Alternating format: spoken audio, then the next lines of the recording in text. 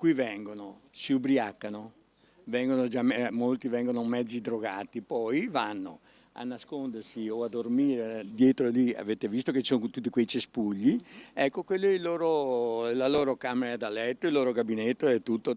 Il parchetto di via Mestrinere è un'area che potrebbe avere il suo fascino e la sua importanza per la sua posizione logistica, invece questo piccolo polmone verde tra gli altri palazzoni che si affacciano su Corso del Popolo è totalmente abbandonato a se stesso.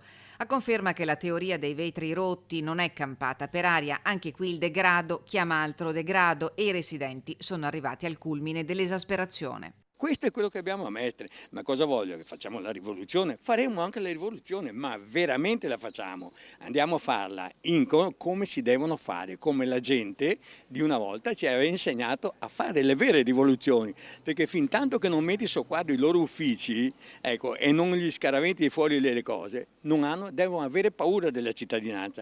Inutile dire che la protesta dei residenti nei condomini di via Mestrinere è nota agli uffici dell'amministrazione comunale. Nei giorni scorsi, racconta questo residente, che per evitare ritorsioni ci ha chiesto di non essere ripreso in volto, durante il servizio di raccolta dei rifiuti non sono mancate le sorprese. L'altro giorno hanno tirato su 22 siringhe con cui si è iniettati, lì è l'ira di Dio. L'accesso all'area sarebbe limitato nelle ore notturne da questo cancello facile da scavalcare, esattamente come quello che conduce all'area di sosta condominiale dei palazzi di Corso del Popolo.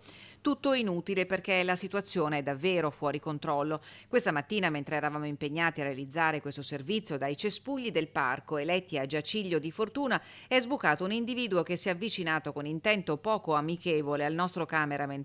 L'uomo ha intimato al collega di consegnargli la telecamera e, vista la mala parata, abbiamo chiesto l'intervento della polizia.